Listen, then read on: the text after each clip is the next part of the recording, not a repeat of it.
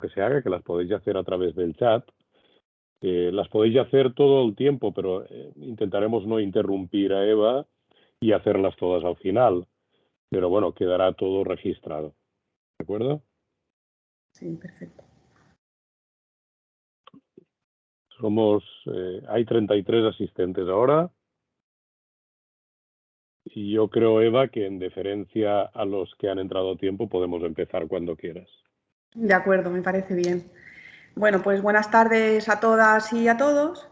Bienvenidos y bienvenidas a este seminario de atención de enfermería en adicciones. Y bueno, mi nombre es Eva Mora, soy enfermera en la UCA de Villajoyosa, en la unidad de conductas adictivas, Villajoyosa en Alicante. Y bueno, los que estáis en el curso me conocéis porque habéis visto la presentación de la parte que he preparado yo. Y nada, pues lo primero de todo, agradeceros el esfuerzo de estar aquí en esta tarde con esta ola de calor que tenemos y a estas horas de la tarde, ¿no? Que yo creo que es una proeza conectarse a estas horas y bueno, y también pues por supuesto agradecer a Socio Alcohol el que cuente conmigo para este seminario, para este debate. Y bueno, yo había preparado un poquito una propuesta de trabajo con la idea de que la parte un poco explicativa y la parte que voy a hablar yo sea breve para que dé también juego para el debate, para que podáis hacer preguntas y podamos hablar tranquilamente. Entonces, pues bueno, la propuesta, yo había pensado un poquito hablaros sobre cómo se atiende a los pacientes, ¿no? Por supuesto, cómo se atiende a los pacientes adictos en los dispositivos ambulatorios, que es en lo que yo tengo experiencia. Y dentro de este proceso de atención, pues enfermería, ¿qué papel tiene en todo ese proceso? ¿No? Que tenemos un papel importante. Luego, en concreto, hay dos actividades de enfermería que son muy importantes porque son muy frecuentes en estas unidades, que son por una parte la supervisión de tratamientos y por otra parte la recogida de orinas. Entonces, estas dos actividades pues, se les puede intentar sacar el mayor partido posible para poder ayudar a nuestros pacientes en el cuidado de su salud. Luego también he preparado un caso clínico. Es un caso que yo creo que resume bastante bien la forma y la filosofía con la que se trabajan estos dispositivos y bueno, creo que es un caso que está bien, que es divertido y que es bonito. Y bueno, y a partir de ahí, pues eso creo que puede dar más pie también a poder hablar más cosas. Y bueno, y luego pues ya podemos pasar, si queréis, a la parte del debate, a la parte de las preguntas. Y bueno, yo también he recogido un poquito las preguntas que me hacen siempre los estudiantes y los residentes cuando vienen, ¿no? Pues son las típicas preguntas que te hacen al principio, ¿no? Pues por si también tienen cabida. Pero bueno, también depende un poco lo que os apetezca a vosotros. Y bueno, pues sin más paso a empezar la presentación. Un adicto, según la OMS, es alguien que tiene una enfermedad física y psicoemocional y que crea una dependencia o necesidad hacia una sustancia, ¿no? Esto está claro. Que se caracteriza por un conjunto de signos y síntomas en los que se involucran factores biológicos, genéticos, psicológicos y sociales. Vale, esto es un poco la teoría, pero entonces a la hora de la verdad, ¿qué es un adicto? ¿No? ¿Qué es lo que nos encontramos en el trabajo todos los días? Pues nos encontramos, pues tal como habéis visto en el curso que describe, por ejemplo, el DSM-5, los criterios para considerar a alguien que es un adicto, pues justamente eso nos encontramos. Nos encontramos a una persona que tiene problemas muy graves de salud, que tiene un trastorno muy persistente, con mucha tendencia a las recaídas, muchísima persistencia y que tiene pues una devastación de su vida económica, de su vida social, familiar, de trabajo, de todo. Y donde también hay una cosa muy importante, que es que la salud pues no es una prioridad para esa persona, ¿no? Con el consiguiente deterioro de esa salud, ¿no? No solamente por el consumo de drogas, sino por el abandono de todo tipo de cuidados. Yo voy a intentar hacer esto un poco que no sea muy, muy teórico, porque creo que teoría ya tenéis mucho en el curso y entonces esto es un poquito dar más pinceladas, así un poquito pues por encima, para que os hagáis una idea de verdad de cómo es el día a día. En el proceso terapéutico, atención a estos pacientes, tú tienes que ir teniendo en cuenta una serie de cosas desde que vienen, ¿vale? Hay, digamos, que como 4 ejes a tener en cuenta, ¿vale? 4 objetivos que tú tienes que tener en cuenta. La primera es que hay un objetivo de adherir al paciente al recurso. Como hemos dicho, es un trastorno muy persistente que va a acompañar a la vida del paciente durante muchos años y eso significa que seguramente también va a estar viniendo a este recurso también durante mucho tiempo. Y se van a ir pudiendo hacer cambios, pero que esos cambios se van viendo más a largo plazo. ¿Vale? Entonces es importante que estos pacientes se vinculen bien con el recurso y de ahí pues que sea tan importante la relación terapéutica que luego os la describiré un poquito más, ¿no? Te tienes que plantear también qué plan terapéutico por encima desde el principio vas a poder plantearte con este paciente y eso en función de qué es. Pues lo primero en función también de qué quiere hacer el paciente, qué está dispuesto a hacer, ¿no? Y los objetivos hay que individualizarlos y hay que negociarlos, porque si no, pues tú empiezas a andar y seguramente te vas a quedar solo, te vas a quedar andando solo, ¿no? Y no te va a servir para nada tener un plan muy bueno si al final es solo tu plan, ¿no? Entonces es importante tener en cuenta que están en condiciones de hacer los pacientes. Es decir, objetivos realistas y en la UCA, pues el hecho de que seamos un recurso abierto y un recurso de base donde los pacientes pueden venir de una forma fácil, ¿no? Que es lo que nosotros también queremos, que tengan facilidad para venir, pues hace que al final vamos a ser nosotros los que vamos a ir dirigiendo el caso, aunque luego estos pacientes utilicen otros recursos que vayan necesitando en determinados momentos, ¿vale? Pero la UCA vamos un poquito pues dirigiendo ese caso. Luego el tercer eje sería el progreso en el proceso de cambio, que esto también lo habéis visto a nivel teórico en el curso y esto para nosotros es importantísimo, porque si esto no lo tienes en cuenta tampoco consigues nada. Y también lo mismo que decía antes, ¿no? Que empiezas a correr y te quedas solo corriendo, ¿no? Entonces, las acciones que todos los profesionales que vamos a atender a ese paciente hagamos tienen que tener en cuenta el momento del proceso en el que se encuentra el paciente. Y a lo mejor al principio, si están muy precontemplativos y están minimizando el problema y no están viendo claro que quieran hacer cambios, pues hay que un poquito pues, ir más con escucha activa, pues con acompañamiento, pues devolviendo las cosas poquito a poco, intentando vincularlos y esperar a tomar acciones más directivas cuando el paciente ya esté preparado para la acción, ¿no?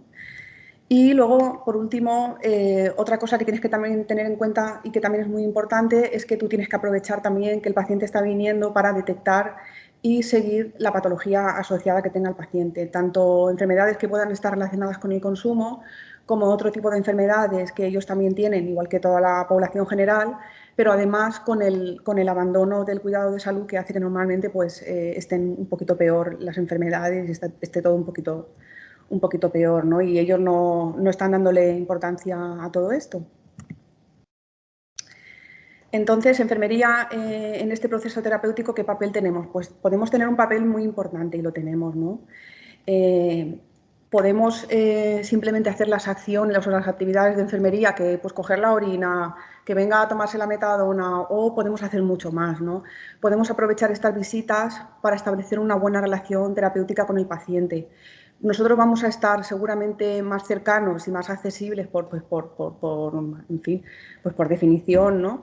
Que a lo mejor el médico o que el psicólogo, y entonces eso nos va a poder permitir ayudar a los pacientes, sobre todo a los que les cuesta más llegar a las citas, a los que están a lo mejor más precontemplativos, ¿no? Y poder ayudarles, se planteen ahora dejar de consumir o no, o lo que se planteen, pues poder ayudarles a mejorar su salud a largo plazo, tanto en lo que tiene que ver con la dependencia como en lo que tiene que ver con otras cosas. Y los pacientes que vienen a supervisión de tratamiento o que realizan controles de orina, pues yo siempre hago una broma, ¿no? Que es un poquito que son de mi club de fans, ¿no? Que todos tenemos un club de fans. El club de fans son los pacientes que porque vienen a verte a ti por el motivo que sea con más frecuencia, pues acaban como digamos que siendo tuyos, ¿no?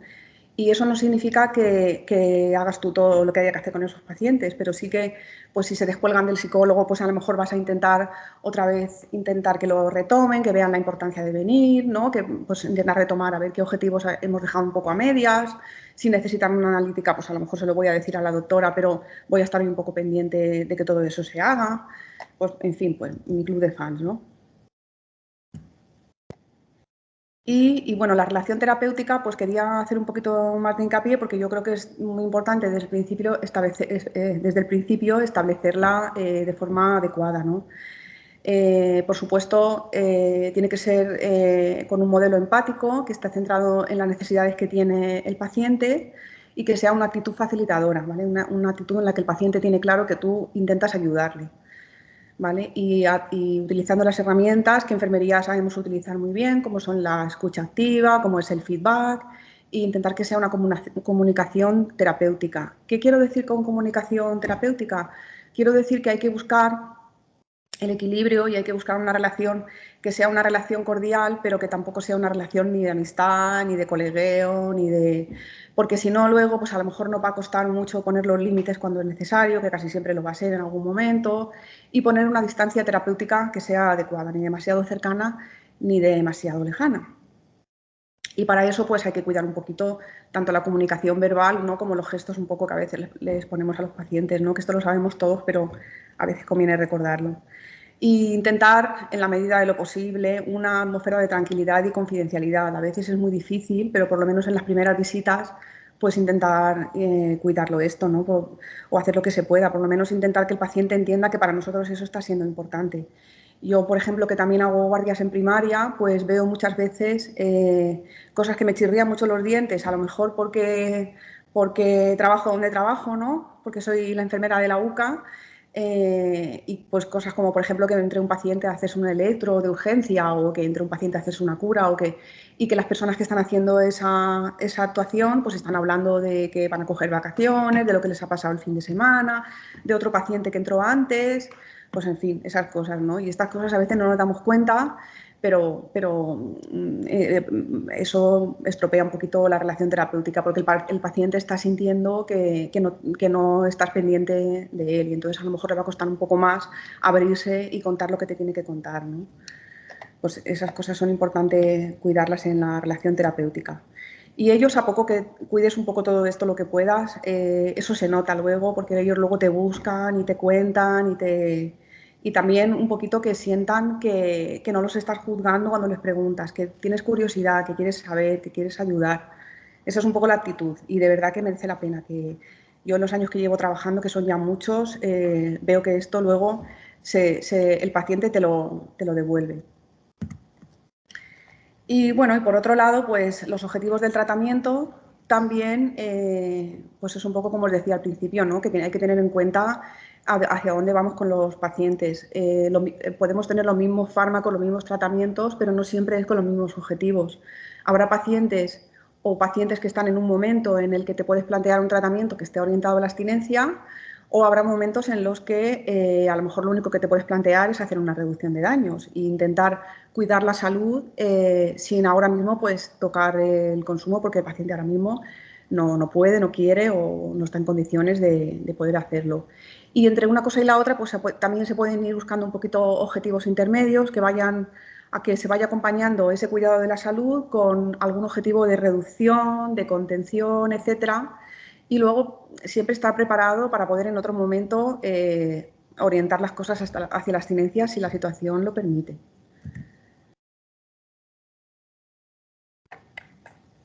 Vale. Este proceso terapéutico, pues cuando hablamos de un proceso de libro, que luego esto, la verdad es que la mayoría de las veces no se cumple exactamente así, aunque se intenta más o menos intentar tender a esto, pues como habéis visto en el curso, tiene 3 fases, ¿no?, fundamentales. Una que sería la desintoxicación, que es más o menos 1 o 2 semanas, que es tiene más en cuenta la parte médica, que sería prevenir el síndrome de abstinencia. Y luego una parte más larga, de unos 6-12 meses, en la que ya hablamos de deshabituación. En esta fase ya vamos un poco más a la parte psicológica, que sería, en resumen, la adquisición de unas habilidades que le permitan al paciente poder vivir sin consumo. Y ya por último, la fase de reinserción, que ya duraría hasta los 2 años, donde ya buscamos ya objetivos más mayores que son, y más difíciles, que son la rehabilitación de toda la vida familiar, social, laboral, de ocio, etcétera, o lo que se pueda rehabilitar del paciente que le permita un poco tener otra vida. Luego, a la hora de la verdad, pues este proceso pues a veces se ve interrumpido por recaídas, por abandonos, por Pero aún así, pues esa es un poco la tendencia hacia la que tenemos que mirar, ¿no?, los profesionales. Y para estas diferentes etapas tenemos diferentes tipos de recursos. No tenemos muchos recursos, pero bueno, tenemos algunas cosas que intentamos aprovechar bien. Para la fase de desintoxicación tenemos nosotros, ¿no?, que somos las unidades de tratamiento ambulatorio, y luego en algunos casos se utiliza también la unidad de desintoxicación hospitalaria, que bueno, luego la describiré un poquito más, pero son unas camas que hay en el hospital de referencia, muy poquitas camas, para realizar esa desintoxicación en forma de ingreso. Y ya veremos con qué criterios. Luego, deshabituación, en la siguiente fase también se puede realizar en la unidad de conductas adictivas, pero hay otros recursos también, como son la comunidad terapéutica, las viviendas, en este caso de esta fase, que se llaman de apoyo al tratamiento, y los centros de día, que luego pasaré a describirlos un poquito para que os hagáis una idea. Y por último, la fase de reinserción, que también pueden continuar a nivel ambulatorio, aunque aquí sí que si hay carencias, que sí que las habrá seguro, habrá que apoyarse en otro tipo de recursos de servicios sociales, etcétera. O se puede realizar en un recurso específico, que son las viviendas, en este caso, de reinserción, que es un recurso muy escaso porque son muy poquitas plazas. Y bueno, pero que es un recurso que en el caso de pacientes que están continuamente de la fase de deshabituación, ya después lo otro les sale mal porque tienen toda la vida social destruida, pues estos pacientes serían muy buenos candidatos a beneficiarse de estos recursos.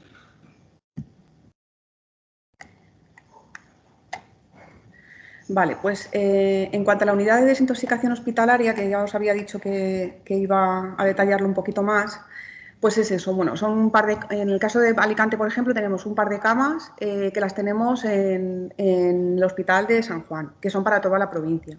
Entonces es un recurso muy escaso y hay que optimizarlo bien. ¿Y con qué criterio manda un paciente a la unidad de desintoxicación o lo desintoxicó a nivel ambulatorio? Pues un poquito por lógica, ¿no?, teniendo en cuenta, pues si creo que va a ser un síndrome de abstinencia grave, es mejor plantear un ingreso en unidad hospitalaria. Si hay patología orgánica o psiquiátrica bastante manifiesta que pueda suponer un riesgo de que se compliquen las cosas, pues también sería deseable. Y cuando no hay apoyo familiar eficaz para poder realizar este proceso, o que el paciente ya ha intentado en la vía ambulatoria repetidamente y ha fracasado. Y por supuesto que lo quiera hacer el paciente también, claro. Y es importante y es necesario preparar bien el plan de deshabituación, preparar las siguientes fases, porque este tratamiento tiene muy poca eficacia si se realiza solamente la desintoxicación y ya está, porque están una semana, 2 semanas como mucho en el hospital y luego salen desintoxicados, pero son los mismos pacientes, con las mismas herramientas que tenían al principio, con la misma vida, con las mismas situaciones de riesgo, y el fracaso es morrocotudo. Entonces, pues ya que es un recurso tan escaso, pues hay que cuidarlo bien y hay que también que el paciente se aproveche bien de ese recurso.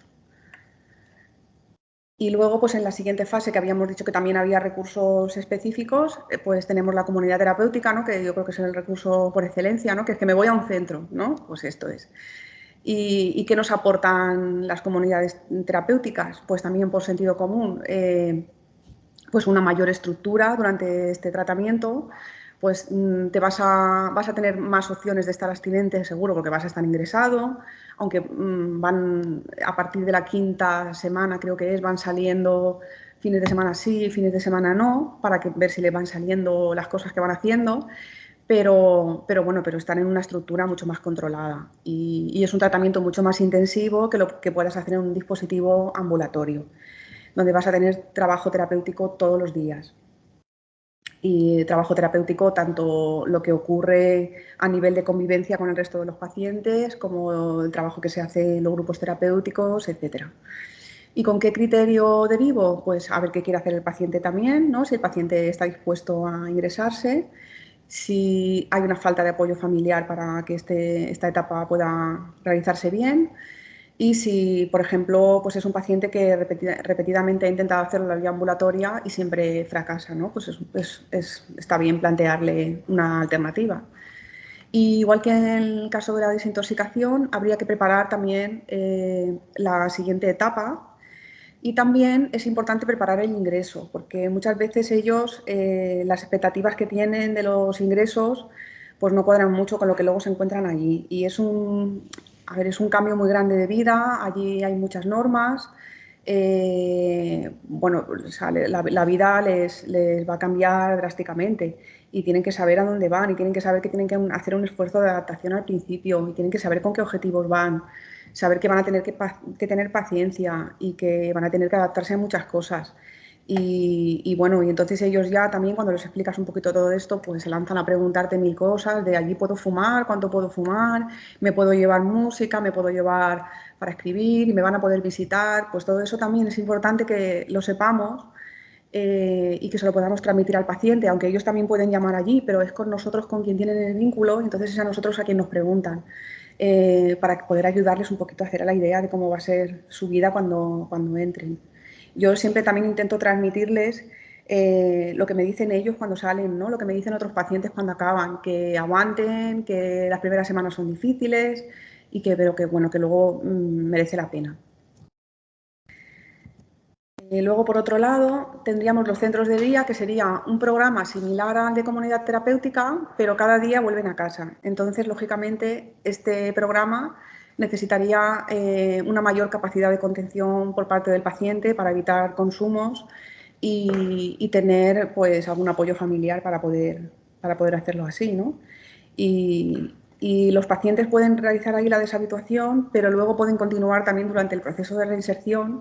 También estos centros, igual que comunidad terapéutica, bueno, que al final es el mismo programa, pues te ofrecen la posibilidad de seguir luego yendo primero 2 veces a la semana, luego 1 vez a la semana, para ir a grupos donde vas a estar con otros usuarios, que algunos han estado ingresados contigo y donde puedes un poco ir pues, diciendo las dificultades que te estás encontrando, si te está costando, qué cosas te han pasado, qué es lo que estás consiguiendo, pues esas cosas, ¿no? Que eso para ellos es un apoyo importante.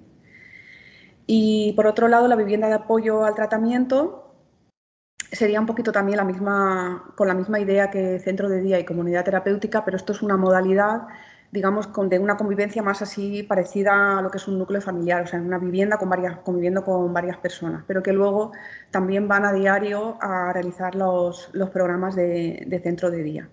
Y en el caso, por ejemplo, de pacientes que en otros recursos han fracasado y están un poco cansados siempre de la misma estructura, pues esto puede suponer un poquito de cambio. Ya por último, la vivienda de reinserción, ¿no? Que es el recurso que tenemos un poco para la fase de reinserción, pues los criterios para derivar serían que la red social del paciente sea irreparable, que tenga una falta de apoyos y de recursos para poder hacer frente a esta etapa, ¿no? Y que haya tenido, por ejemplo, recaídas anteriores tras la deshabituación, ¿no? Con éxito, relacionadas con problemas de esta índole, ¿no? De índole social. Vale, pues ya ahora ya os explico un poquito lo de las dos actividades de enfermería, ¿no? Lo de los tratamientos supervisados. Pues supervisar un tratamiento consiste en ayudar al paciente para asegurar el cumplimiento observando directamente la toma de medicación en presencia del personal de enfermería. Esto sería un tratamiento directamente observado. Luego no siempre es así. Se puede, ya lo veremos más adelante, que se puede hacer una supervisión más indirecta también. Depende de los objetivos y depende de los fármacos que quiera supervisar, etc. Para que un paciente se adhiera bien a este programa, el tratamiento tiene que ser satisfactorio para el paciente, que esté correctamente ajustado, que haya una filosofía que esté orientada a largo plazo, es decir, que tú con ese paciente, como ya hemos dicho al principio, te vas planteando un poquito la adhesión al recurso y te vas planteando que con esta actividad de supervisar la medicación le vas a poder ir ayudando, aunque sea a largo plazo, ¿no?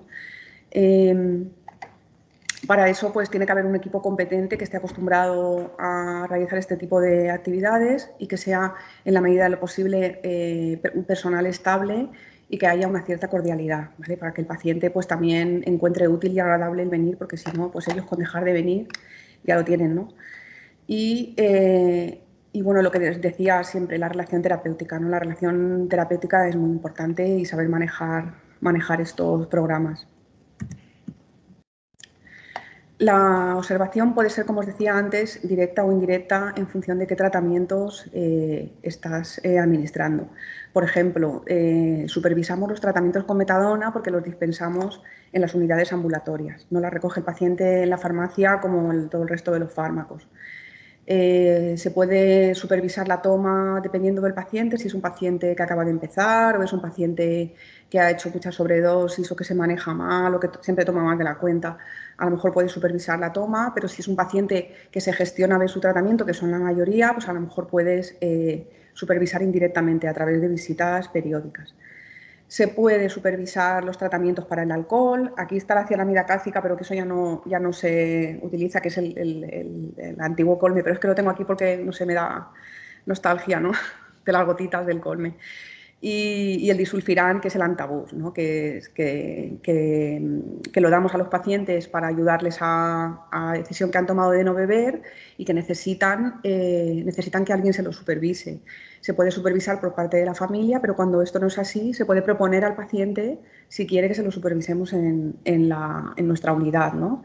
Y esto mejora el cumplimiento del tratamiento.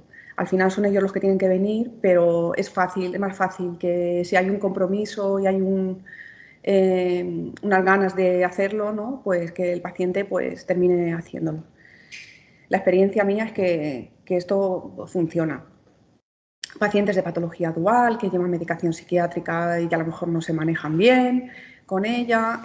Supervisamos también benzodiazepinas, gente con toma descontrolada de benzodiazepinas que sacan recetas por todas partes, que toman cajas y cajas y que a lo mejor pues, se puede negociar una toma un poquito más sensata y se pueden supervisar a través de visitas periódicas, dándole solamente los comprimidos que necesita para los días que no va a venir, por ejemplo, etcétera. O bueno, se pueden supervisar varios tratamientos también, según el caso, varios de estos tratamientos. ¿Con qué objetivo hacemos la supervisión de tratamiento? ¿Para qué la hacemos, no? Pues se puede hacer por diferentes motivos. Es una actividad que requiere bastante tiempo, bastante compromiso, tanto por parte del paciente como también por parte nuestra, y entonces también hay que cuidar un poquito, hay que optimizar un poquito esto porque no se puede, claro, lógicamente son cientos los pacientes que acuden a nuestras unidades y no podemos supervisar lamentablemente los tratamientos a todos, ¿no? Entonces hay situaciones en las que sí que es muy importante hacerlo. Por ejemplo, pacientes que realizan intentos autolíticos con fármacos. Pues estos pacientes se van a beneficiar muchísimo de este tratamiento. Todo esto, como os decía antes, pasa porque también el paciente vea que esto es útil y lo quiere hacer, ¿vale? Y entonces al final es el paciente o es la familia la que va a tener que ir a la farmacia, la que va a tener que traer los fármacos y es el mismo paciente o la misma familia que antes no lo estaban haciendo bien. ¿Qué cambia ahora? Pues que hay un profesional supervisando, intentando motivar, intentando que se comprometan, estando un poco encima, llamando si no vienen, es un poquito, estando un poco más apoyados, ¿vale? Entonces, estos pacientes cada día se levantan con la idea de hacer esto bien y entonces por eso sí que vienen y sí que traen los fármacos, sí que traen el pastillero y el día que a lo mejor se le cruzan los cables y que ese día quieren hacer algún lío, pues ese día en casa no tienen toda la medicación porque la han traído a la UCA previamente y entonces tienen lo que hay en el pastillero, pues si les hemos dado para 2 días, para un día, para una semana, depende del paciente. Luego también es muy útil en pacientes que tienen un deterioro cognitivo importante y que ese deterioro pues, impide la correcta toma de medicación. Y entonces allí, pues en el caso de este objetivo, pues es un poquito también no solamente el supervisar la toma, preparar los pastilleros y demás, sino también el ir un poquito que vayan aprendiendo o reaprendiendo a tomar la medicación de forma correcta, que nos ayuden a prepararla para ir viendo que se van aprendiendo la toma, porque bueno, vamos a intentar, en la medida de lo posible, también la independencia del paciente. Es decir, que en un momento dado puedan volver ellos también a ser capaces de hacerlo por sí mismos si es posible, ¿no? La toma de disuasorio, como había dicho antes, la toma de disulfiram, por ejemplo, cuando no hay familia de apoyo o la familia que hay no es eficaz. Ese sería otro objetivo, ¿no? que necesitemos ese tratamiento para conseguir o mantener la abstinencia, ¿no? O, como os decía antes, una toma descontrolada de fármacos con fines de abuso. ¿Vale? En estos cuatro objetivos, pues el tratamiento es muy útil y se propone a los pacientes.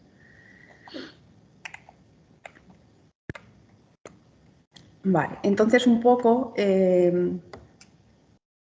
idea de esta supervisión de tratamientos es también aprovechar estas visitas para ir también afianzando esa relación terapéutica y aprovechar para también trabajar y tener en cuenta otras cosas, de analíticas que tienen pendientes. Una diabetes que tienen la diabetes que la tienen descontrolada y no se han hecho la glicada. Pues se les ha pasado pedir que les renueven el antidepresivo y no lo están tomando y están otra vez regulinchi, pues yo qué sé, pues todas esas cosas. Aprovechar un poquito estas visitas también, cómo van, si están con consumos, si están bien, si están viniendo a las consultas, pues todas esas cosas, ¿no? Un poquito y estar ahí accesibles a los pacientes, ¿no? Por eso os decía el poder sacarle el máximo partido a estas actividades, ¿no? Y esto es igual en el caso de los análisis de orina. Nos podemos limitar a darle al paciente el bote que vaya, decirle cómo tiene que hacerlo y hacer la muestra, o podemos aprovechar también esta ocasión para poder ir trabajando con los pacientes, pues empezando, por ejemplo, por darles un poquito de feedback de los resultados que le van saliendo, si le van cuadrando, si están pudiendo cumplir los objetivos que se habían planteado al principio. Los análisis de orina en las UCAs o en los dispositivos ambulatorios en general no son o no deben ser obligatorias, salvo que sean pacientes judiciales o que tengan medidas judiciales. Tiene que ser algo que el paciente considera que es útil, que lo quiere hacer, porque cree que le va a ayudar a contenerse en momentos en los que tenga mucho deseo de consumo. Si no, no tiene mucho sentido porque dejamos de ser sanitarios y nos convertimos en policías si obligamos a los pacientes. Entonces, esto tienen ellos que querer hacerlo y verlo útil y así pues es mucho mejor, mucho más satisfactorio. Y bueno, eso sí, si se recogen las muestras, se recogen bien, se supervisan, pues hay unidades en las que hay un espejo hacia el baño, en la que vemos cómo se realiza la muestra, en otros casos hay que meterse con el paciente en el baño porque no hay espejo, pues etcétera. Pero ahí sí que hay que asegurarse de que la orina está recién hecha.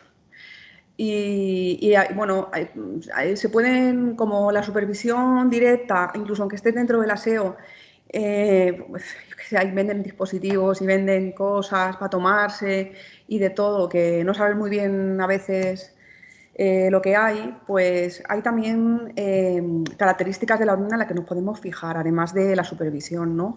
Como son, por ejemplo, la temperatura. Pues la orina sabemos que siempre sale del cuerpo a 37,5 grados.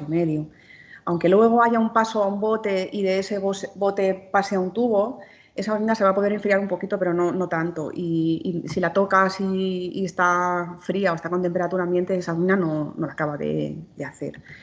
Y luego, pues por ejemplo, se pueden realizar determinaciones de creatinina, por si están tomando alguna cosa que pueda estar diluyendo la orina para despistar y esas cosas, ¿vale? Bueno, en la medida que podamos, ¿no? Hay que intentar que se realice bien. Y luego, eso sí, también garantizar la discreción. Los pacientes al principio les cuesta un poco cuando se les plantea la primera vez que realizar orinas, pues la verdad es que se mueren de la vergüenza de tener que hacer una orina ahí delante de una enfermera o de un enfermero y que te están viendo por un espejo, pues en fin, es un poquito una invasión grave de la intimidad. Entonces hay que intentar, por lo menos en la medida de lo posible, que comprendan que vas a verlo tú, que es un sanitario, no porque no te fíes de él, sino porque esa prueba se hace así y que además así luego nadie se la va a poder poner en duda y que esa es la técnica, pero que tú vas a estar ahí y que ahí no va a entrar ningún otro paciente hasta que no termine, etcétera. Pues intentar que vean un poquito, ¿vale? Que estamos intentando garantizar la discreción en la medida de lo posible. Vale, y bueno, con esto ya acabo con la parte así más explicativa y ahora pues quería pasar a explicaros el caso clínico. He puesto un nombre así un poco chistoso, que es el síndrome de la anguila, porque es que nosotros a este paciente le decimos que es una anguila, ¿no? Porque se te escapa.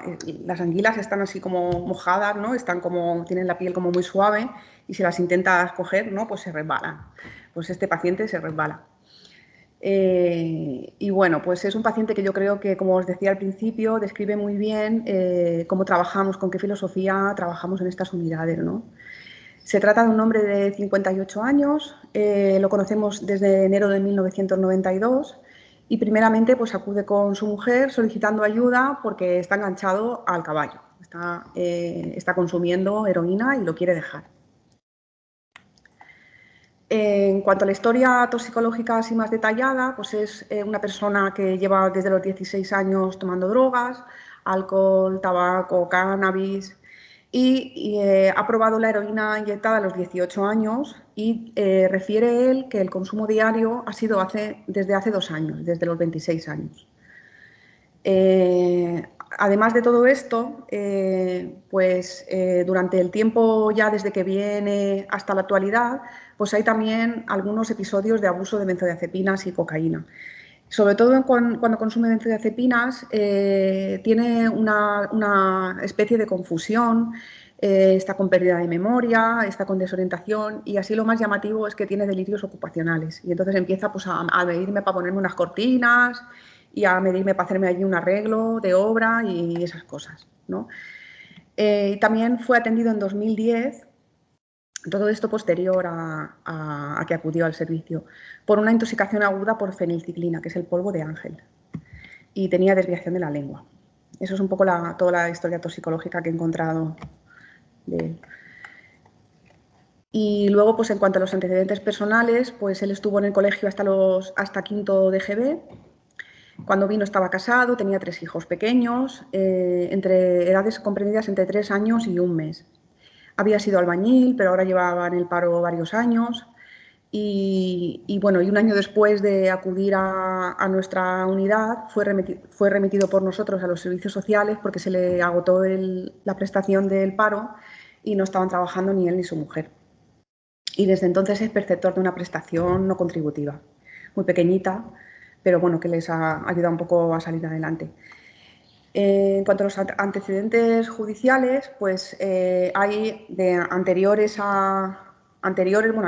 en alguna recaída, robos, robos de casas, de coches, etcétera, los típicos palos para conseguir dinero para el consumo. En cuanto a las enfermedades que presenta este paciente, pues tiene una infección por VIH desde 1990, es decir, cuando vino llevaba 2 años de infección. Él lo achaca a que compartía jeringuilla y otros materiales de inyección. Y durante toda esta etapa ha estado a veces muy mal porque el seguimiento ha sido muy irregular y ha estado en etapas muy grandes de abandono de tratamientos, etcétera. Y ha llegado pues, a estar en un estadio muy avanzado, caquético, infecciones de repetición, etcétera. Aunque ahora ya con los tratamientos nuevos y que ha ido mejorando poco a poco ese tratamiento, pues está bastante bien.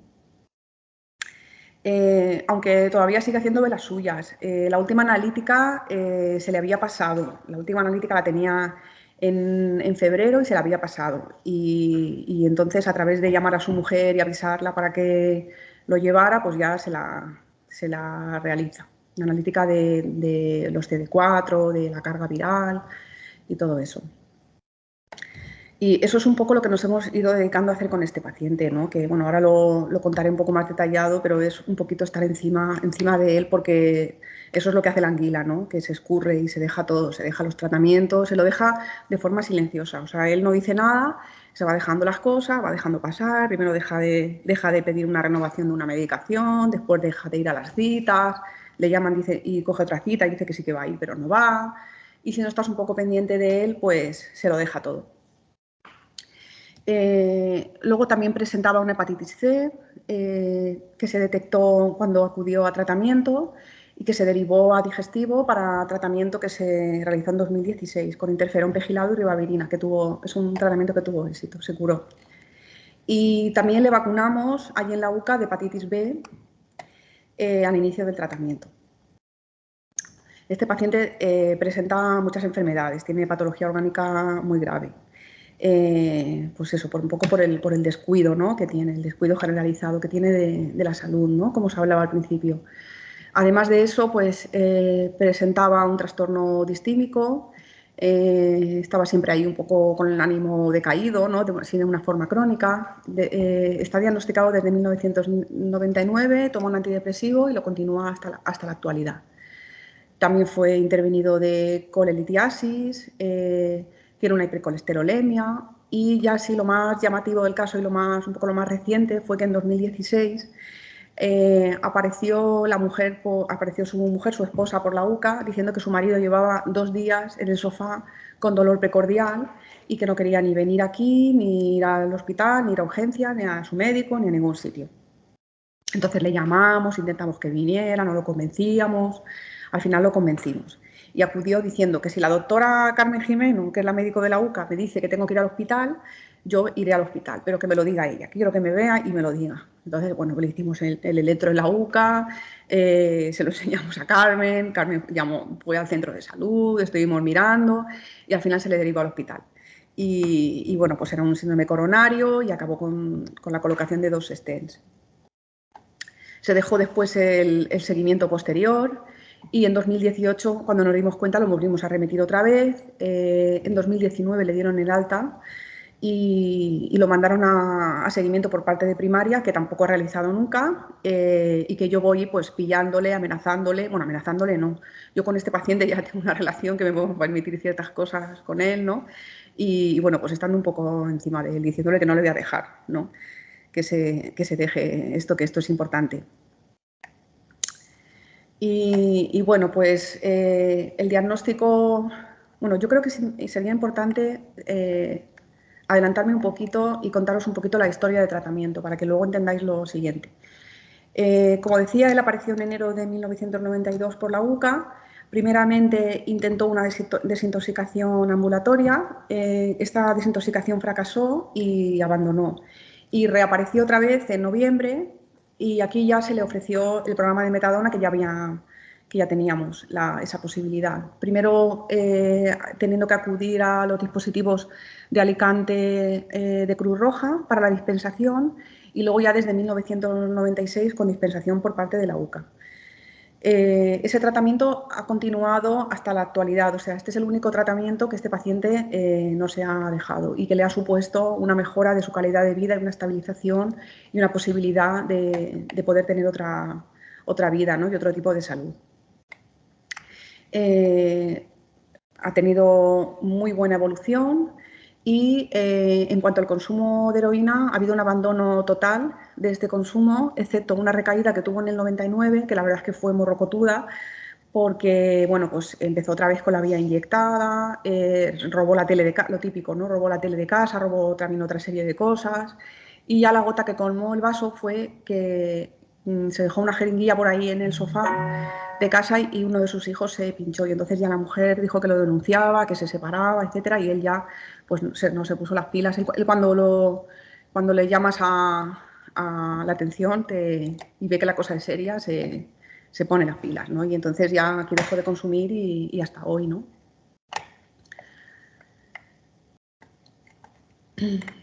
Vale, volviendo un poquito a los diagnósticos, pues está claro que el diagnóstico de este paciente sería, el diagnóstico de la adicción sería un trastorno por consumo de opiáceos en terapia de agonistas y también pues un abuso episódico de benzodiazepinas, que esto ya hace mucho tiempo que no ocurre. En cuanto a los diagnósticos de enfermería, pues a ver, esto ya supongo que os habéis dado cuenta desde el principio que no es un plan de cuidados, que esto es un paciente que son 30 años de seguimiento.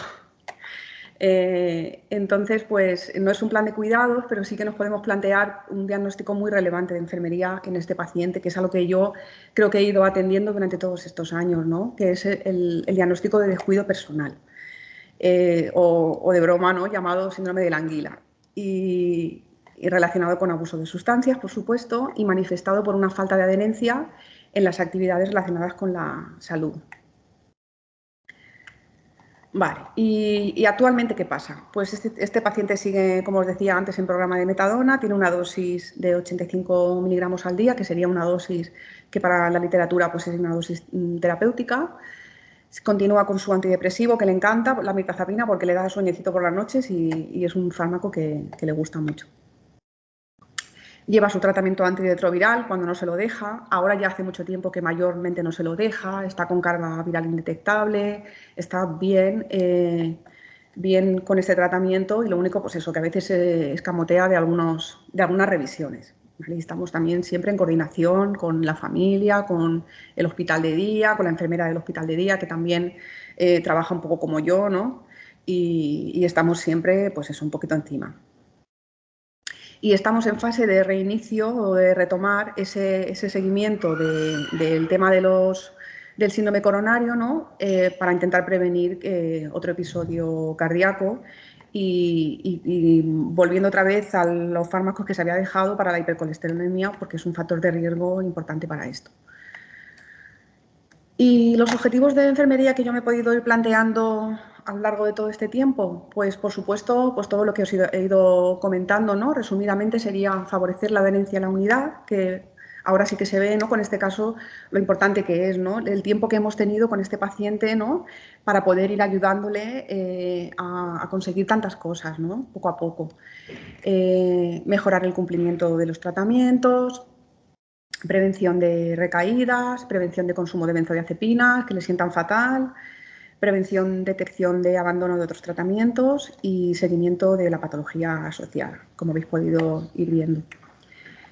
Y las intervenciones que se han ido realizando, pues así resumidamente también, pues atención en ese programa de mantenimiento con metadona, un apoyo y asesoramiento continuo a la familia y coordinación con la familia, apoyo para favorecer la adhesión al tratamiento y al recurso, realización de pruebas diagnósticas. O sea, yo en la UCA hago de todo. Esto creo que no es así en todas las unidades, pero nosotros es la técnica de aquí te pillo, aquí te mato. Y también de que son más visitas también que aprovechar para ir viendo a los pacientes, ¿no? Entonces, allí hacemos electros, analíticas de sangre, pues hacemos un poco todo eso. Y a este paciente pues también le hemos hecho allí esto cuando ha sido necesario y análisis de drogas para confirmar abstinencia. Durante una parte muy larga del tratamiento también se hicieron. Acompañamiento en el proceso de abandono del consumo cuando se produjo y supervisión del cumplimiento de citas en coordinación con hospital de día. La situación actual de este paciente, ¿no? la evolución, pues un poquito resumiendo todo lo que he dicho, sería que la inclusión en el programa de metadona supuso una estabilización y la posibilidad, sobre todo, a partir de la dispensación en la unidad, de apoyarle en el cuidado de su salud. Es un paciente de elevada gravedad por la patología orgánica múltiple que presenta y además con una tendencia grave a dejar los tratamientos y abandonar todo. Sin embargo, el tratamiento de mantenimiento de metadona sí que lo ha mantenido hasta la actualidad y eso nos ha permitido establecer una relación terapéutica muy eficaz, ayudándole así a retomar el cuidado de su salud durante todo este tiempo. Está abstinente del consumo, como decía, cumpliendo el tratamiento, no ha tenido más episodios cardíacos, aunque la implementación del seguimiento y la prevención tampoco es que haya sido muy adecuada, pero bueno, hasta ahora eso bien. Y ahora pues su situación social actual es que él sigue con su mujer, sus hijos ya se han hecho mayores, han tenido hijos y ahora uno de los hijos ha cogido un bar en el pueblo, le va muy bien, le está dando trabajo a todos los hermanos y ahora pues este paciente, o sea, el abuelo, digamos que es él ahora, y su mujer pues están un poquito ayudando con todo el cuidado de los nietos, ¿no? Para ir apoyando y para que ellos puedan estar todos trabajando. Y tiene una buena calidad de vida y una buena salud, etcétera. Y bueno, y hasta aquí un poquito la parte explicada y a partir de ahora pues sí que me gustaría que viéramos si queremos hablar, debatir sobre todo esto o sobre lo que queráis. Muy bien, gracias, Eva. Para hacerlo más ágil, yo sé que hay una mano levantada desde hace rato, pero os pediría, para que así Eva no esté pendiente de leer, le transmitimos las preguntas, que si podéis, o bien las escribís en el chat, o podéis abrir el micro, pedir abrir el micro y hacer las preguntas correspondientes, como queráis. Recordad que va a ser grabado todo.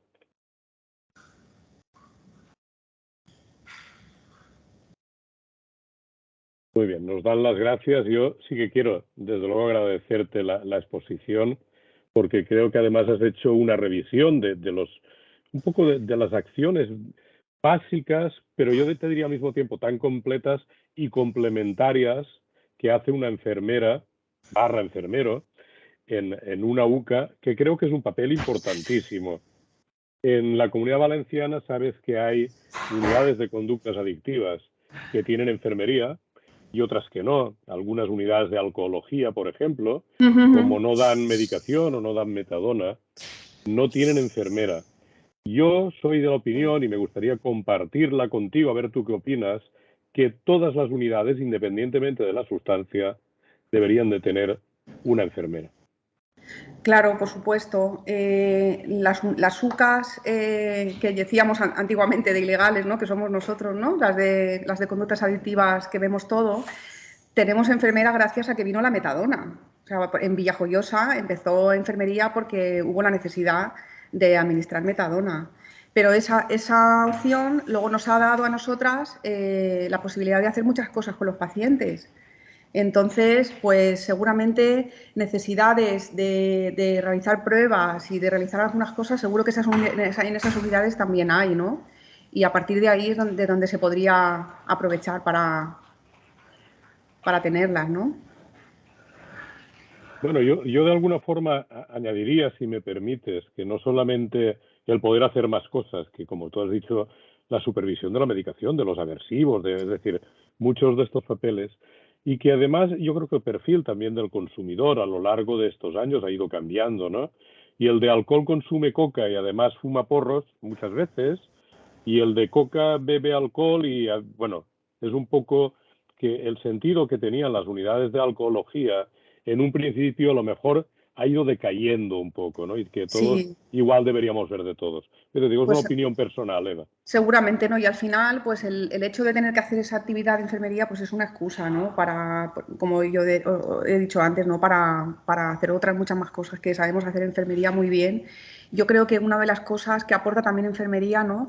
Es esa flexibilidad que tenemos, ¿no? Y esa posibilidad de ver a los pacientes, de facilitar un poco más las visitas, porque al final son pacientes que es que por definición son pacientes que les cuesta llegar a las citas, que se van dejando las cosas. Entonces es alguien que tenga una puerta abierta para ir estando presente, ¿no? Y estando intentando recaptar a esos pacientes y estar un poco encima. Disculpadme todos los presentes, somos 57 personas ahora. Y a mí se me ha olvidado, quería dinamizar un poco para romper el hielo y me he olvidado de la persona que había levantado la mano. Así es Ay, ya que decía yo. vamos a ver si le damos paso.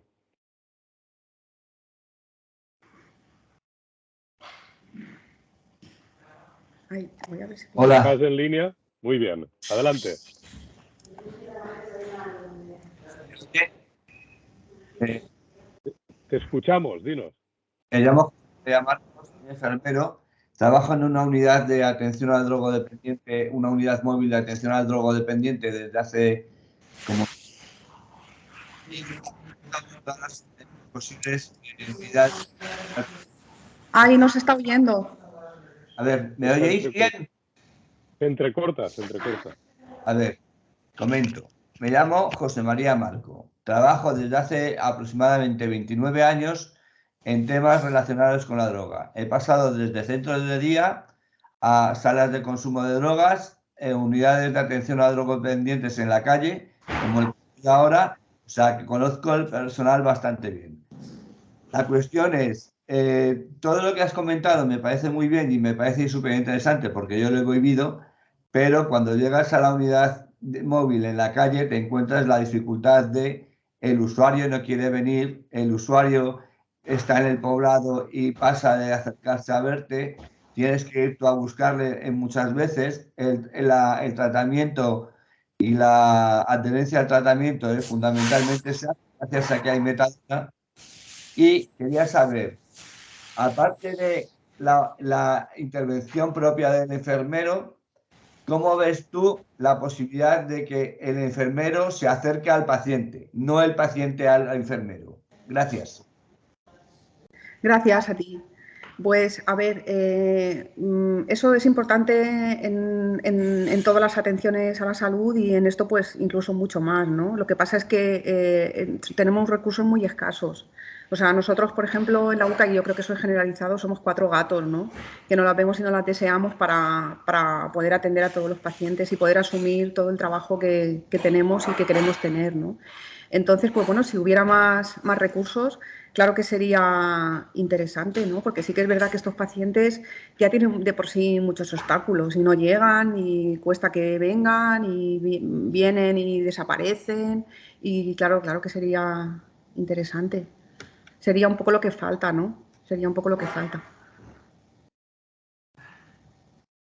Ahí Eva otra pregunta por el chat que también nos habla un poco del acercamiento, ¿no? Y pone, es de Juanino, que pone Eva, saludos, ¿contempláis la dispensación de metadona en poblaciones alejadas de la UCA?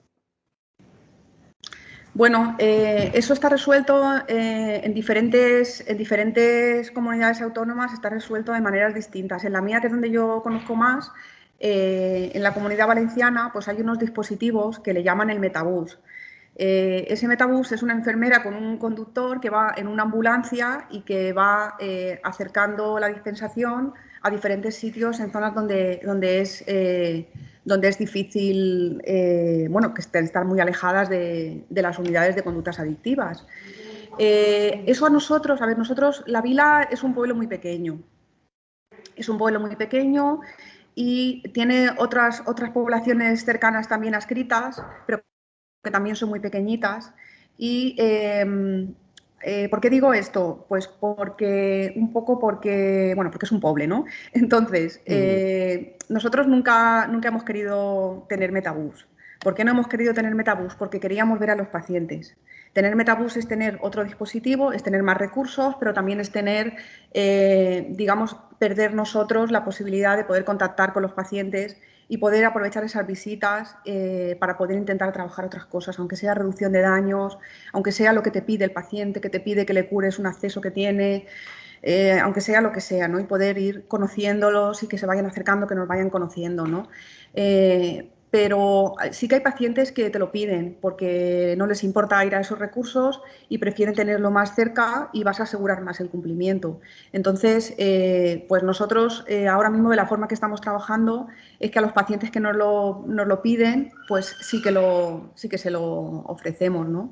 Y lo que pasa que, bueno, que es un poco, pues que van ahí en un autobús y tienen que hacer una cola en la calle esperando a que llegue ese autobús, con lo cual todo el mundo los ve, no hay intimidad, pues nosotros siempre hemos trabajado, siempre hemos defendido en nuestra unidad el trabajo, la atención a los pacientes en una consulta.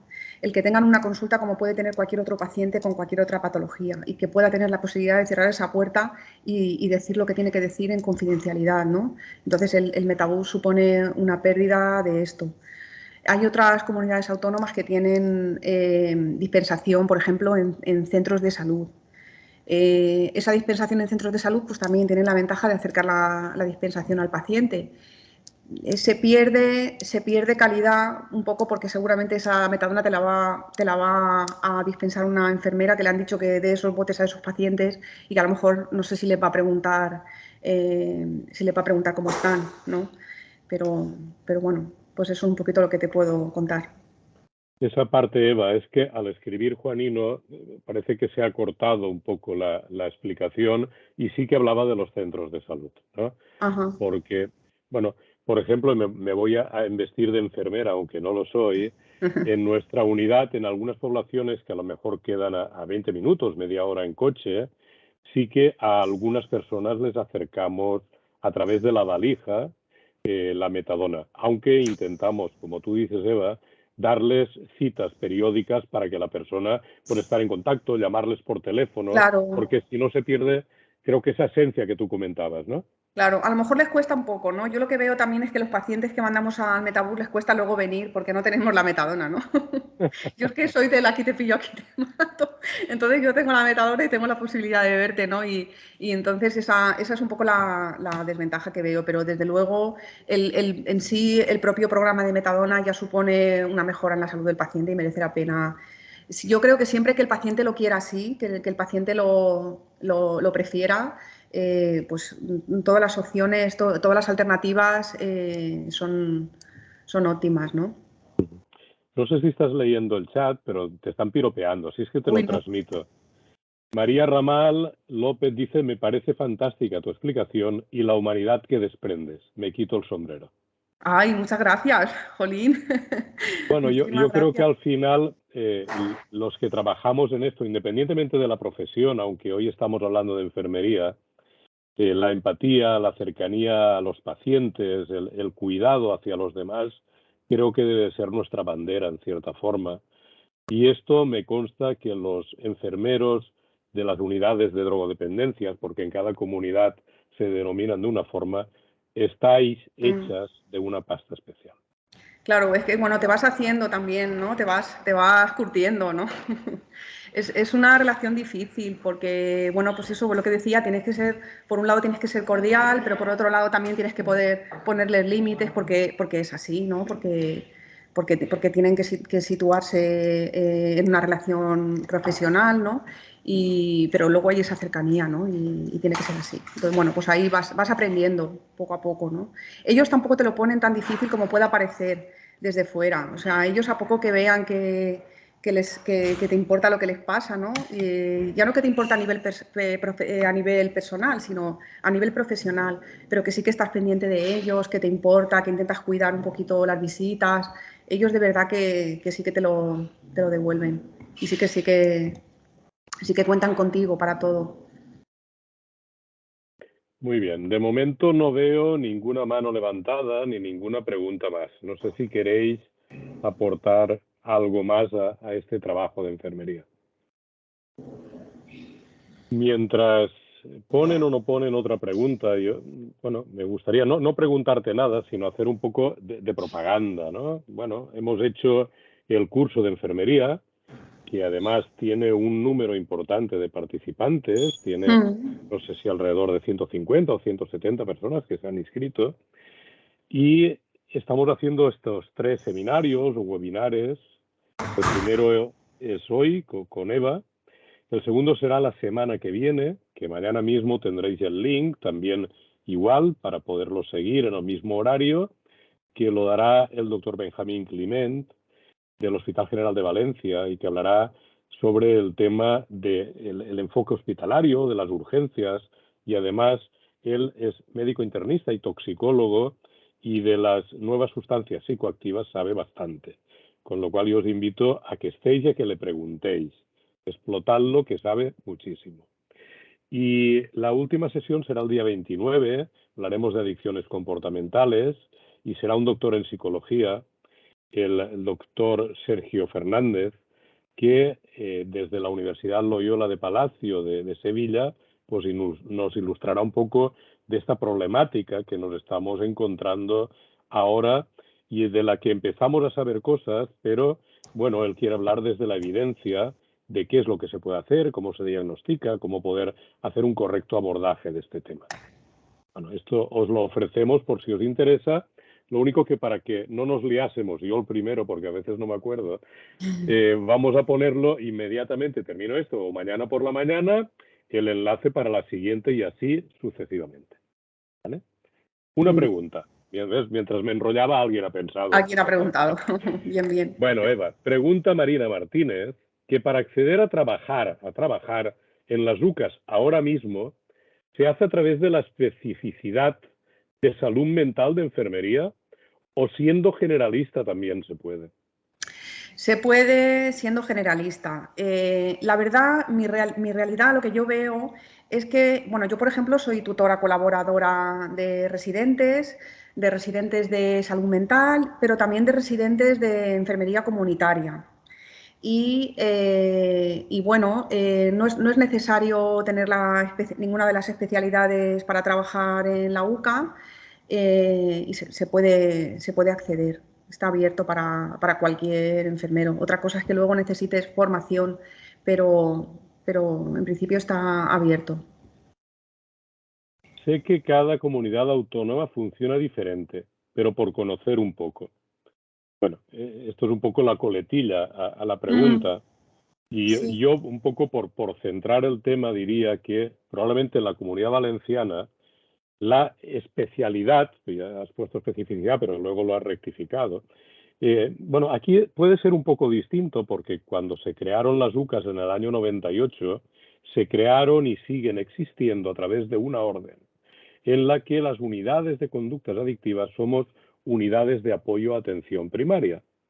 Y mientras seamos unidades de apoyo a atención primaria, porque para cambiarlo habría que cambiar la normativa, tanto los médicos como los enfermeros podemos ser médicos de atención primaria, podemos ser psiquiatras, podemos ser médicos de medicina interna, y en enfermería pasa lo mismo. Puedes tener o no tener la especialidad.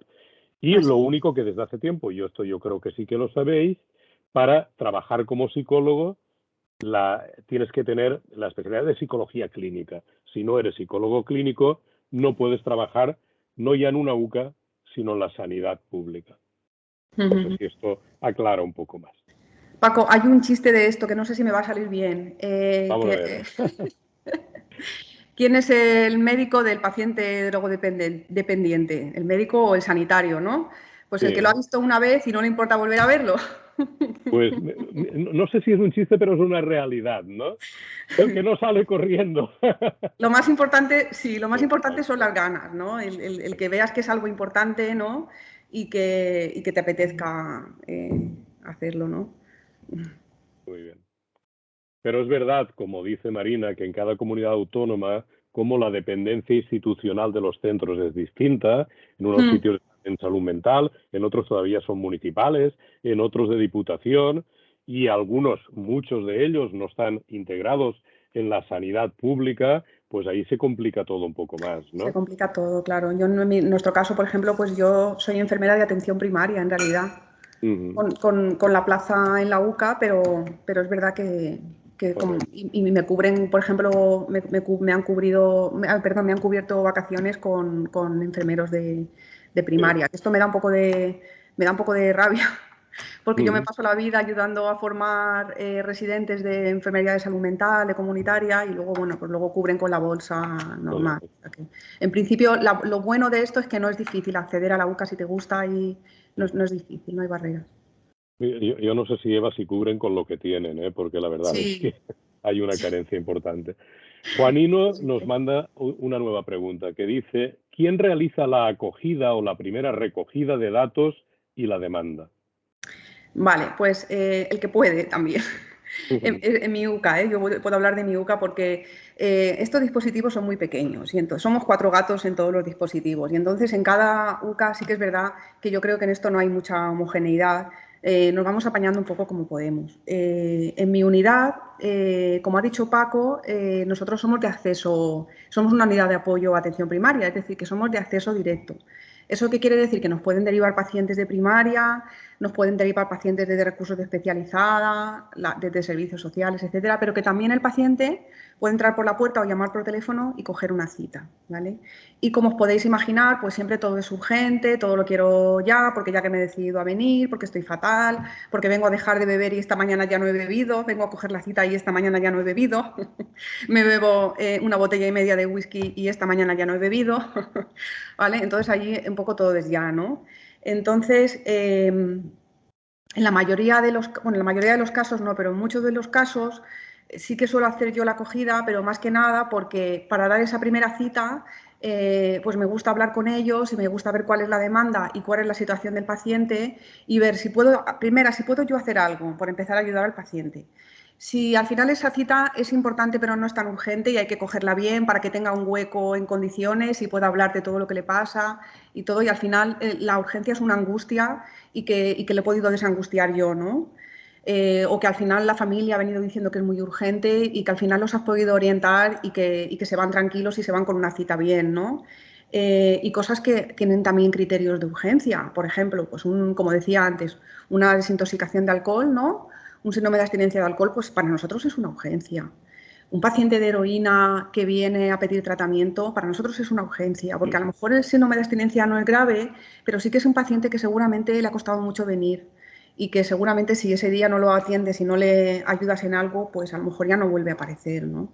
Entonces, pues eso es lo que hago yo, ¿no? Pues hacer una primera acogida que voy haciendo como puedo en función de lo que me va dando el tiempo, porque tienes que hacer eso y todo lo demás, pero sí que intento hacer una primera entrevista e intentar, pues eso, un poquito, ya que los veo, pues ver si va a ser mejor que primero vean al médico porque van a necesitar tratamiento sí o sí, si no quieren tratamiento, están precontemplativos, minimizan el problema, pues a lo mejor los paso primero a psicología para ir progresando en esa motivación. Pues en fin, un poco de todo. Luego ya también hay muchos pacientes que me conocen, el boca a boca también funciona, ¿no? Y hay algunos que dicen, me han dicho que puedo empezar a mear ya, que puedo empezar a mear ya y así voy empezando a parar ya. Pues nada, pues oye, estupendo, tete, adelante, ¿sabes?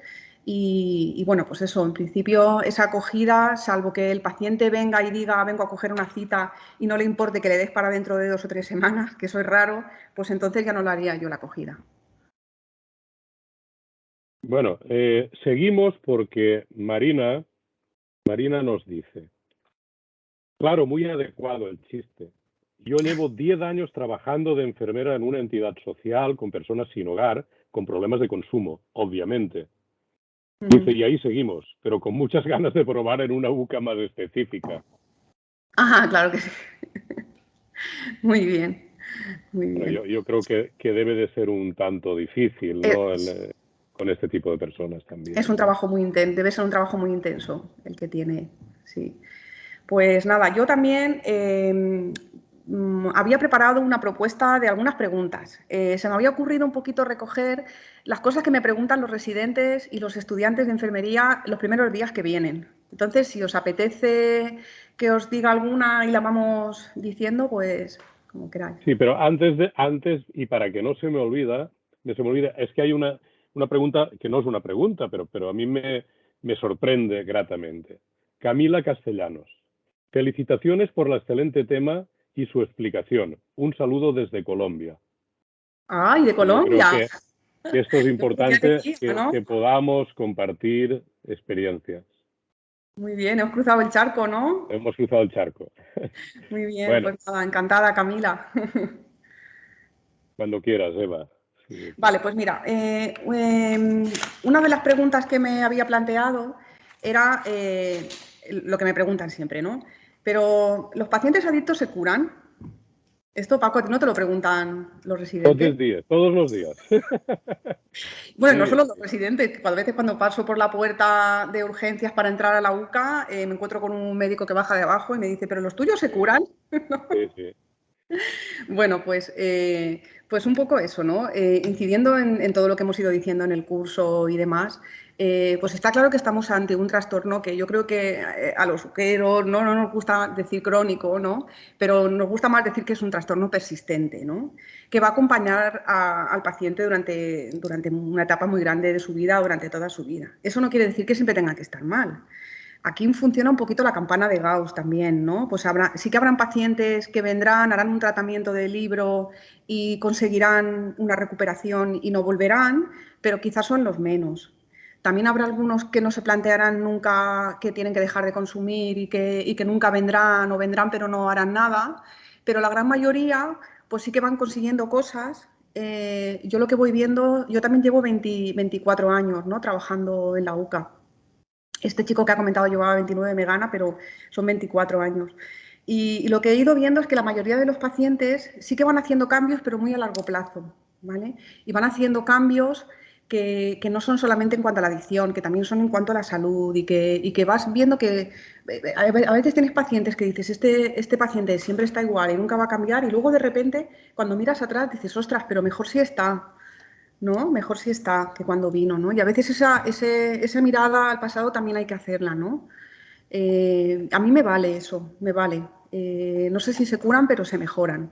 Y aprenden a convivir con esto y aprenden a defenderse de la enfermedad que tienen, aprenden habilidades, se puede mejorar. No sé si alguien quiere preguntar algo con respecto a esto. Bueno, alguna cosita más ha salido por aquí, ¿vale? Gemma, buenas tardes, un placer escucharos. En Andalucía existen los CTA, Centros de Tratamiento Ambulatorio, y las citas son muy dilatadas en el tiempo para personas usuarias, que incluso salen de prisión sin medicación de tratamiento de mantenimiento con metadona. Pues no sé cómo es en Andalucía, pero nosotros, vamos, yo en el caso del sitio donde la UCA en la que trabajo, pues intentamos que no. Intentamos, a ver, una cosa es una cita que tú le puedas dar al paciente para que tenga una consulta y otra cosa es que cuando salen de prisión hay que garantizarles el tratamiento inmediatamente.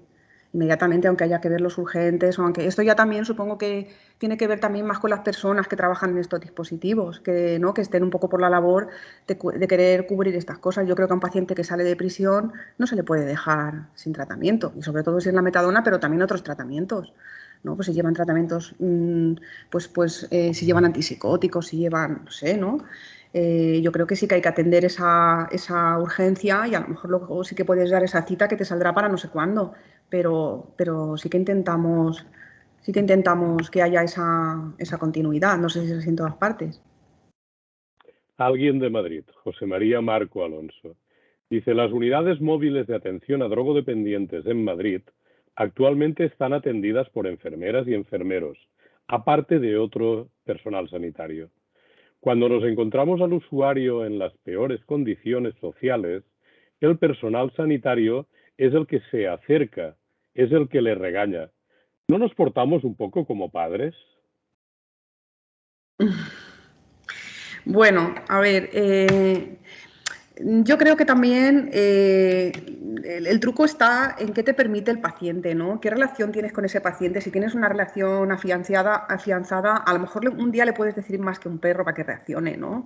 Pero un poco porque intuyes que ese paciente a lo mejor necesita ese día que le digas eso, ¿no? Porque a lo mejor no tiene un padre ni una madre que nunca les hayan dicho nada. Y a lo mejor con las cosas que te ha contado de su vida y con lo que vas conociendo, intuyes que necesita que le riñas un poco, ¿no? Pero yo creo que efectivamente tampoco hay que pasarse. Yo creo que es mejor ser respetuoso con lo que los pacientes van demandando y te van pidiendo. Ir haciendo un poquito, a ver, esto es un poco como un baile, ¿no? En el que tú vas escuchando lo que te dice el paciente y vas devolviendo, pero a través de otras preguntas y a través de... Y cuando ves que el paciente pues se pone un poco resistente y ahí no quiere y eso no quiere, pues tú reculas. Eso, ¿no, Paco? Eso es lo que hacemos, ¿no? Efectivamente. Eso es un poco lo que hacemos. Pero Vamos un bueno, poco a su son, ¿no? Acompañándoles en la medida de lo acompañando, posible. pero cuando Pero estamos... tampoco le voy a quitar yo la razón que a veces hacemos de padre y madre, ¿eh? Porque es que a veces ni lo tiene. Es verdad. Además, mira, una de las otras preguntas que había preparado era, no, esto, ¿no? ¿Qué pasa con esto de las mentiras, ¿no? ¿Cómo podemos trabajar con pacientes que están continuamente mintiéndonos, ¿no? Y es que si están mintiendo no quieren que les ayudemos, y entonces, ¿para qué todo esto, ¿no? Pues eso es un poco bien a colación de lo que tú dices, ¿no? Pues bueno, yo intento no discutir mucho, no enzarzarme con esto de que es que me están mintiendo, de que es que si me mientes a mí te están mintiendo tú, porque es que eso a ellos en determinados momentos se la sopla. Y algunos no tienen conciencia del problema que tienen, ¿no? Y lo estás viendo, que están minimizando el problema, que no están siendo muy conscientes de lo que les pasa, porque a lo mejor han ido normalizando cosas y no quieren verlo, ¿no?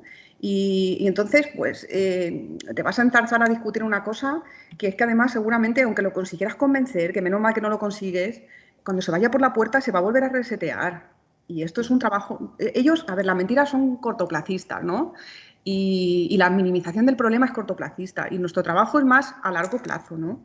Entonces, pues bueno, pues poco a poco, pues yo intento más, por ejemplo, que vean, cuando ya lo voy conociendo más y los voy viendo más, que vean, yo les voy devolviendo un poquito que parece que hay algo de diferencia entre lo que dicen y lo que hacen, ¿no? Y me voy más a los hechos que ya he ido viendo yo, ¿no?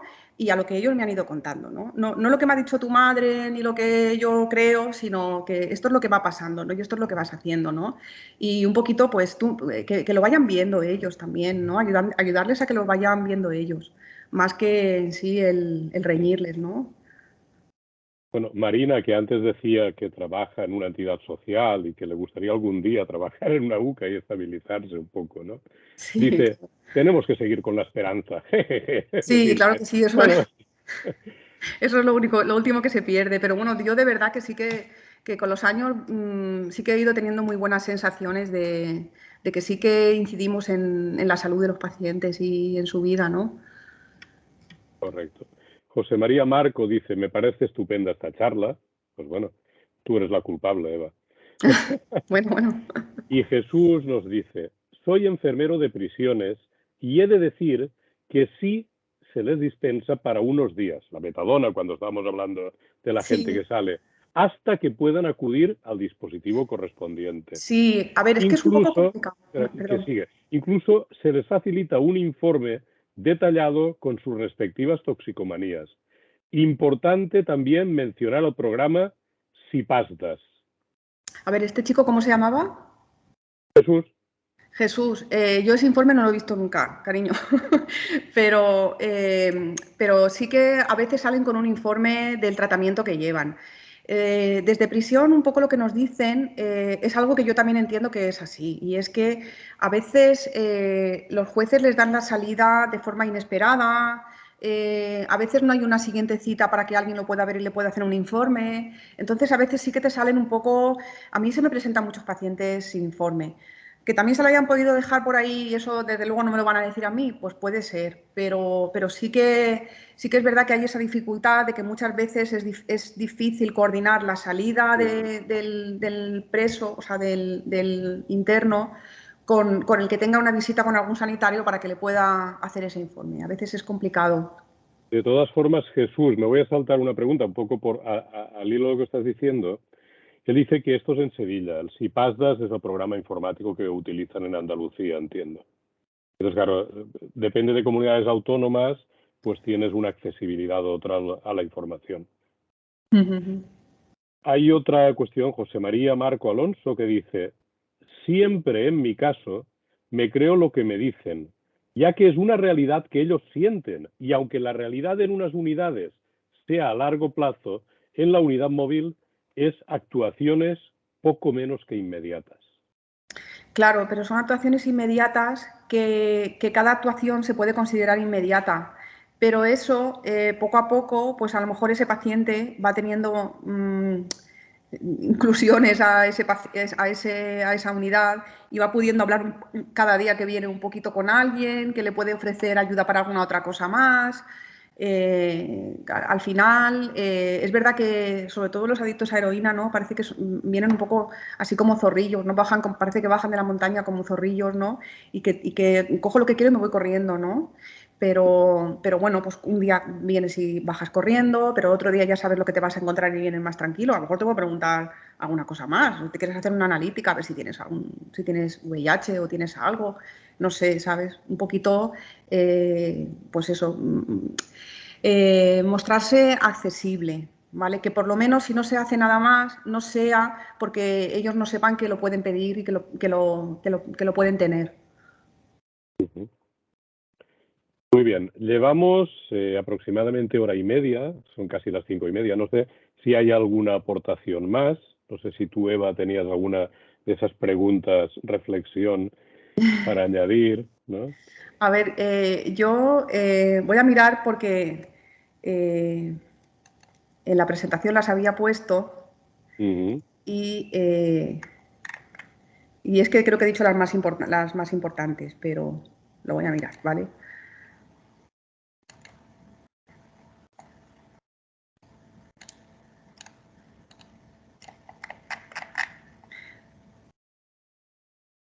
Vale, había también hecho una pregunta en concreto sobre el tratamiento con metadona, que esto también es algo que me preguntan mucho.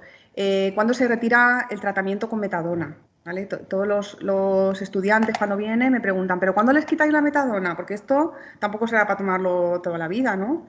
Y entonces yo creo que ese también es un punto importante, ¿no? Los tratamientos con metadona, pues como se ha visto en el curso, son tratamientos que en general están orientados a largo plazo, ¿vale? Entonces nosotros, por ejemplo, ¿esto cómo lo hacemos, no? Pues nosotros creemos que igual que como en todo, también en esto hay que respetar un poquito qué quiere hacer el paciente, ¿vale?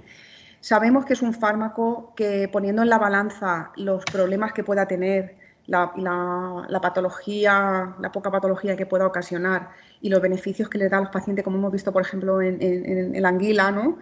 Pues sabemos que merece la pena 100%, ¿vale? Pero también sabemos que la metadona es un tratamiento que tiene mucho estigma.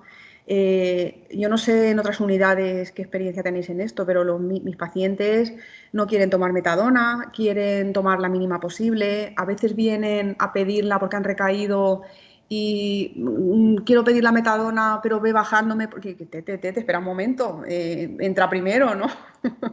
Entra primero, primero deja de consumir, ¿no? A ver, yo qué sé, primero estabilízate, primero consigue lo que has venido a hacer, ¿no? Y luego ya veremos. Entonces, un poco eso, ellos quieren tomar la mínima dosis posible y quieren salirse lo antes posible, porque parece que esto como que lo que comentan ellos, ¿no? Lo que ellos sienten es que esto les recuerda que son adictos o cuando ya están más lejanos al consumo, pues ahora son adictos porque toman metadona y esto es lo que dicen ellos, es así, es la verdad, ¿no? Entonces, pues bueno, nosotros intentamos respetar, si quieren dejarlo, pues adelante y les ayudamos. Sí que les comentamos algunas cosas para que las tengan en cuenta, que ellos enseguida ven que son de sentido común. Por ejemplo, pues si estás todavía consumiendo heroína, acabes de empezar o no, pues lo lógico sería primero intentar retirar la heroína, que es para lo que has venido, ¿no? Y estar un tiempo abstinente y aprender a estar abstinente. Y a partir de ahí, pues empezar a hablar de dejarlo cuando el paciente se vea preparado. Si a lo mejor no consumes heroína, pero consumes cocaína, pues tampoco es una buena idea en ese momento dejar la metadona. O pensamos que no es una buena idea y les explicamos por qué. Pues porque seguramente están utilizando la metadona para bajarse los efectos de la cocaína cuando se pasan, cuando quieren parar, y entonces seguramente cuando no tengan la metadona y sigan consumiendo cocaína porque no se han planteado dejarla, seguramente como no tengan la metadona van a volver a utilizar heroína, que es lo que han hecho siempre, ¿no? Y entonces la recaída pues está casi asegurada, ¿no? Pues otras cosas también, pues que sea un buen momento dentro de lo que quepa en su vida, pues si estás con una mudanza, si acabas de perder el trabajo, si te ha dejado la pareja, pues a lo mejor habría que esperar un poquito, ¿no? Para tener un poquito más de estabilidad y pues intentar, pues ya que yo lo que les digo es, ya que tan importante es para ti dejar este tratamiento, asegúrate de que tienes las mejores condiciones para poder conseguirlo y que te salga todo bien, ¿no? Y bueno, y eso es un poco lo que les decimos. Y luego, pues a partir de ahí, si planificamos una retirada, pues se puede ir retirando poco a poco y bueno, y se puede ir apoyando con otras medicaciones y, en fin, se puede flexibilizar el tratamiento todo lo que haga falta, pues hasta que al final lo puedan conseguir o no. Y si no va bien, pues volvemos otra vez y no pasa nada. Una cuestión que nos ha entrado. Antes hemos cruzado el charco grande, ahora cruzamos nuestro charco pequeñito. Buenas tardes. Estupenda exposición y muy enriquecedora. Demuestra la diversidad del trabajo de la enfermería. Trabajamos en todos los ámbitos y todos son necesarios. Un saludo y enhorabuena desde Palma de Mallorca. Nos lo manda Maribel Soteras. Y yo quiero añadir que Maribel, que es enfermera en Palma de Mallorca, que es enfermera de pediatría, además hace una labor que probablemente desde las UCAs no es una labor tan directa, pero hace una labor de prevención y de trabajo para el consumo de tabaco, sobre todo, con lo cual es algo que es uno de las actividades o de los ítems que enfermería también puede aportar muchísimo, ¿no? Y creo, y también ya que Maribel nos dice esto, que también desde las UCAs nos debemos de encargar del tabaquismo, ¿no? No sé si lo hacéis vosotros también. Sí que lo hacemos. Sí que lo hacemos. Sí que atendemos pacientes de tabaco. Desde hace ya muchos años que nos lanzamos a hacerlo porque pensábamos efectivamente, como tú dices, Paco, que había que abordarlo también y sí que los hacemos. Entra una pregunta más, no sé si cogeremos muchas más, pero creo que es importante esta porque ahora vamos por el corredor mediterráneo, nos subimos a Barcelona, ¿vale? Y dice Carmen González, muchas gracias por tu presentación y seguimos trabajando en el mundo de las adicciones. Un saludo desde Barcelona. Enhorabuena, compañera. Muchas gracias, Carmen, encantada. José María Marco, que nos ha escrito ya alguno de los chats, nos dice, en mi unidad es curioso, raro, es el que quien, perdón, mi unidad es curioso, raro es el que quiere tomar menos. Supongo que se referirá a la metadona. La Se referirá a situación las personas. social en el poblado de la Cañada Real, lo que quieren no es dejar la heroína, es sustituir la heroína cuando no tienen para poder comprarla, ¿vale? Lo que implica que las fulguraciones en el consumo de la metadona es diaria.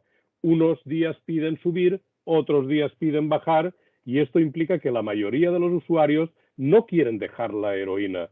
Y desde el recurso lo que procuramos es que su nivel de higiene sea el mejor posible. Efectivamente, yo estos pacientes, por lo que decía antes que la vila es un poble, ¿no? Pues nosotros nunca hemos tenido recursos específicos para reducción de daño, pero bueno, ahí hemos estado nosotros pues intentando suplir en la medida de lo posible, ¿no? Y nos hemos lanzado siempre a hacerlo. Es verdad que nosotros, por ejemplo, es que yo creo que las experiencias pueden ser distintas depende de las zonas. A nosotros inyectores prácticamente no nos quedan, me queda una, que yo sepa, ¿vale? Me queda una inyectora. Entonces, pero estos pacientes también siempre han sido muy bienvenidos a la UCA, porque con estos pacientes podemos hacer reducción de daños, podemos vincularlos, podemos estar abiertos a que si el paciente algún día, en otro momento, se plantea algún cambio, pues allí estamos nosotros para intentar ayudarlos. Y si no, pues haremos reducción de daños. Y pues yo me acuerdo de otras etapas en las que sí que había más inyectores, pues que yo he repasado con ellos el proceso de cómo se pinchan, porque, bueno, entre hacer las cosas, está claro que ellos no pueden hacer a lo mejor una inyección estéril, ¿no? Pero entre hacer eso y hacer la mayor marranada del mundo, ¿no? Posible, pues hay términos medios y se les puede enseñar, y para eso pues hay que ir trabajando con ellos y que te vayan explicando cómo hacen las cosas. A mí, yo no sé la experiencia de este chico, ¿no? José Marco es. José María Marco.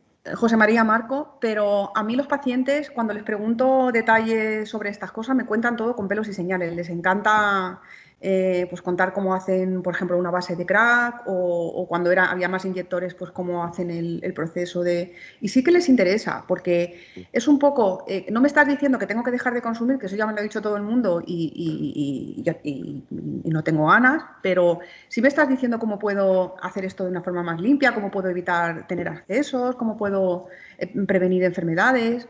Entonces, esos pacientes siempre han sido muy bienvenidos también en mi unidad. Yo nunca he sentido que porque no quisieran dejar de consumir no hacíamos nada con ellos. Es verdad que a lo mejor son un poco viscosos, pero súbeme, bájame, ahora no me quiero tomar, ahora no vengo a recoger la metadona el día que me toca porque vengo 3 días después porque he estado consumiendo 3 días.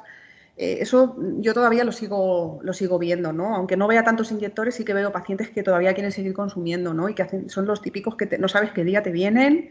Pues bueno, pues ¿y qué vamos a hacer? Pues si es lo que tenemos. Pues me voy a saltar un poco el orden porque José María Marco dice, eso es lo que procuramos, Eso así es la es. reducción de riesgos, es nuestro principal papel, y más en su caso, diciéndonos dónde trabaja. Y previamente nos había dicho que 1000 gracias porque le parece estupendo lo que estamos haciendo y que le gusta mucho el poder intervenir, ¿no? Que pues, estamos haciendo un chat muy interactivo. Sí, es Y verdad. luego Marina, que también empiezo por el final, que dice, no he dicho nada, soy Marina, enfermera en Hogar Sí, Fundación RAIS de Murcia. Muchas gracias por esta ponencia y rato de compartir.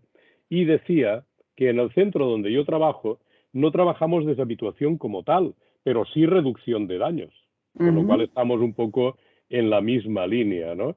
Y eso añade que a veces hay algunos pacientes que lo que piden son ascensos de dosis, es decir, pues un poco lo que comentabais, ajustar más que por la necesidad terapéutica, por la necesidad que tiene el paciente en ese momento, ¿no? En O ese las momento. sensaciones o la vivencia, ¿no? Muy bien. No sé si hay alguna pregunta más, si no, como queda grabado, si queréis como más vale quintaesencias que fárragos, y así nos queda a todos un buen sabor de boca. Si queréis alguna pregunta más y si no, pues nos vamos despidiendo, ¿vale? Porque, bueno, antes éramos casi 60 ha sido el número que hemos alcanzado.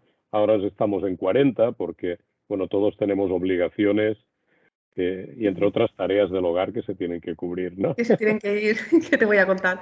Pues sí, bueno, pues yo un poquito antes de terminar sí que quería agradecer a toda la gente que ha estado aquí, que de verdad, como he dicho antes, que lo decía en serio, que yo creo que es una proeza, ¿no? Con este calor, estos horarios, ¿no? Que es verdad que es la tarde lo que tenemos para poder hacer estas actividades complementarias.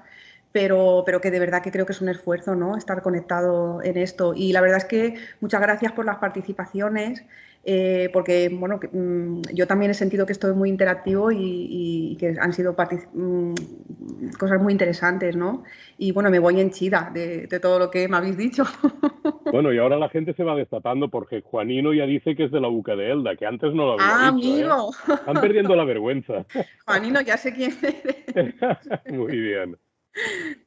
Bueno, pues yo en nombre de Sociedro Alcohol, y como esto es un proyecto que llevamos a cabo este año, teníamos una deuda importante con enfermería.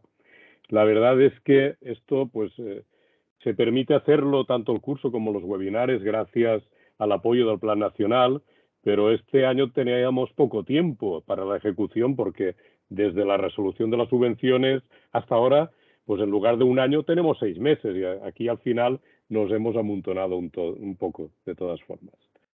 Bueno, José María dice también, muchas gracias desde la Unidad Móvil de Atención a Drogodependientes de Madrid. Muy bien, un saludo. Bueno, gracias a todos y lo dicho, estad al tanto a las news, a la web, que en breve anunciamos el webinar de la semana que viene. Y sobre todo, Eva, gracias a ti por el esfuerzo de preparártelo, de ser dinámica y de ser tan interactiva. Vale, pues muchas gracias a gracias todos. también. Muchas gracias a ti también, Paco, por estar ahí apoyando. Bueno, buenas tardes. Ahora van Adiós. escribiendo, guardaremos el chat porque se queda luego, porque está el CTA de Madrid y bueno, poco la gente se va identificando. Gracias a todos. Gracias. Buenas tardes.